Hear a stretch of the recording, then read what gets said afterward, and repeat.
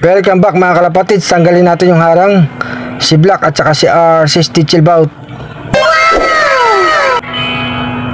Nagkakatinginan pa sila. Tingnan natin kung magpapares.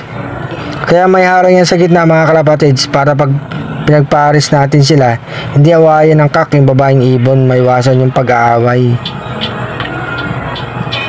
Pag lumapit na kasi yung dalawa sa may harang, mapapansin nyo, pwede na magpares yan mga kalapatids. Ayaw magsipaggalawan mga kalapatids. Eto nga yung babaeng ibon, nakapatong sa inuman, inaway mga kalapatids.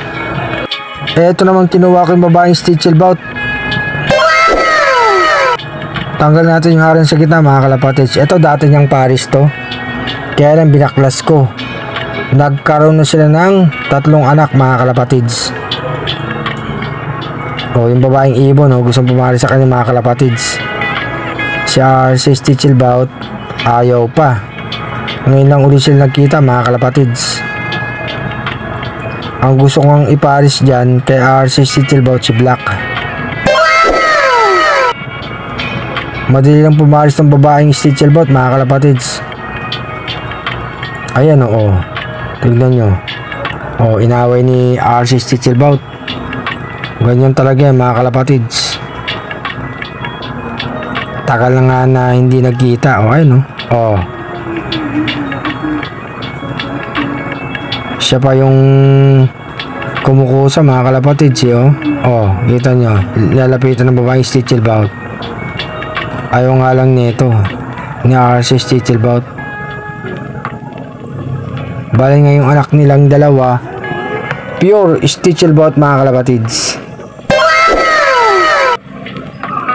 Tibay na itong ibon na to, si Stitchelbout. Santa Ana again, finisher. Ayaw naman pumaris na ito. Ayan wala, ayaw. Pero hindi naman natin sila pagpaparisan tinitignan lang natin mga kalapatids. Tagal kasi pumaris na ito ni RC kay Black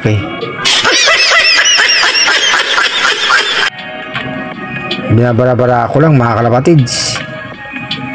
Yan gustong pumaris talaga yung babaeng ibon. Ay naman ito.